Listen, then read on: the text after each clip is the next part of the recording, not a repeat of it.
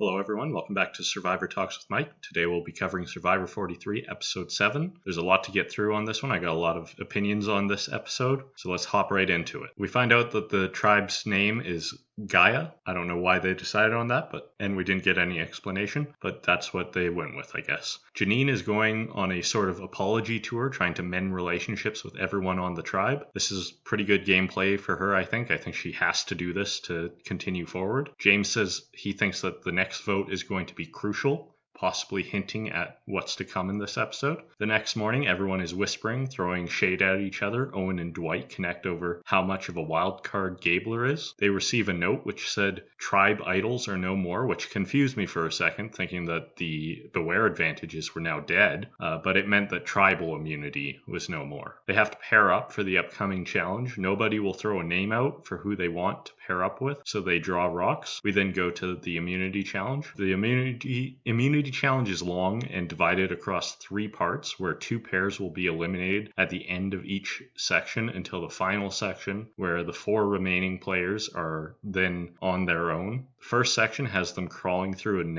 a twisted net in the mud. On one leg, Noelle struggles for the very first time this season, as far as we can see. Her and Sammy are then eliminated, but they have a nice moment after where everyone helps Noelle get out of the net. This was a nice moment to see, but I think it was kind of ruined by Jeff trying to really milk it as much as he could, and it made it feel like he was trying to tell the audience how to feel about it. At the final section, it's down to just Owen, Gabler, Cody, and Dwight. Owen and Gabler worked well together after Owen was kind of talking to Dwight behind his back. They have to hold a weight on a rope that's proportional to their body weight before the season began. I'm not too big of a fan of this challenge, as someone smaller is less likely to have lost as much weight in that time, making it easier for them. But seeing as it's only day 14, the earliest they've ever done this challenge, it shouldn't be too severe of a difference in weight loss. It came down to Gabler and Cody. Gabler is dedicating each minute to someone or something he cares about. This was a cool way to get to know a little bit more about Gabler, and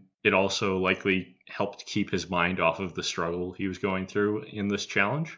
Gabler does manage to win and sets a new record for this challenge, but again, this is the earliest they've ever ran this challenge, so it's likely a little easier at this point than on day 29 when they've done it in the past. They then go back to the Gaia camp, where Dwight, Owen, James, and Sammy go to the water well, and James finds a clue to an advantage. He has to read it in front of everyone else since they all know that he has it anyways. It says that there's an advantage hidden under their shelter. Everyone says that they'll wait until after tribal council to pick it up. James is then left alone at camp, and he decides to go grab that advantage anyways, and it's the return of the knowledge is power. I thought we were done with it, but I guess not. Noelle knows that James got the clue to the advantage, so she is trying to rally everyone to vote him out. Jesse is worried about how much power Noelle had to be able to turn everyone against James that quickly, so he talks to Cody about voting her out. They decide to instead vote out Dwight, since he is more aligned with Noelle,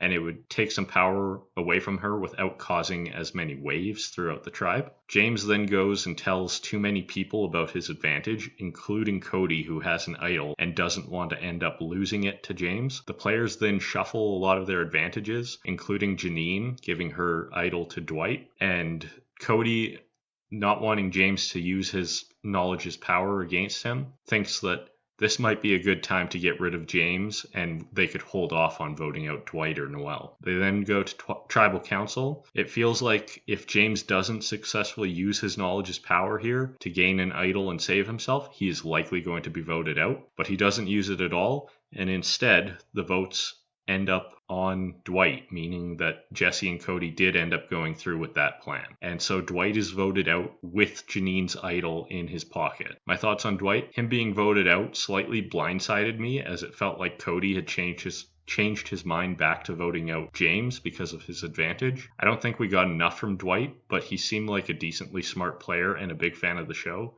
He just didn't factor in himself getting voted out over bigger threats around him.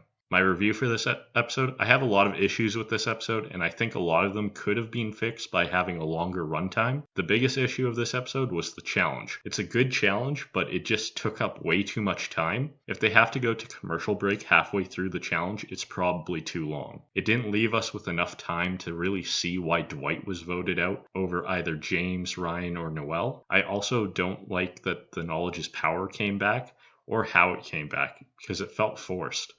The producers know that people are going to go in pairs or groups to the water well, and just having it floating at the top of the water there means it's definitely going to be found, and then it's going to create forced drama out of people seeing who has that advantage. With that being said, the challenge itself was good, and the idea to put them in pairs could have created some interesting drama. Too bad this group was too unwilling to throw names out, and they just went with rocks.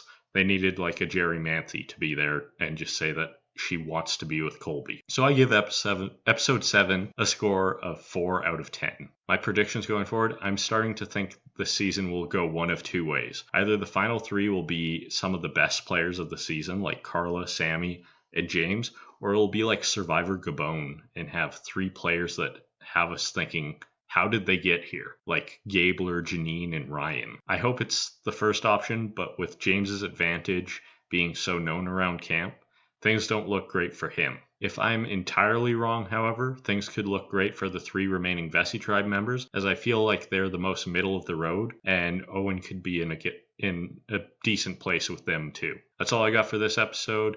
I didn't really enjoy this one so much, especially after last week's being so good, but hopefully they bounce back next week. If you liked it, hit like. If you want to see the next one, hit subscribe.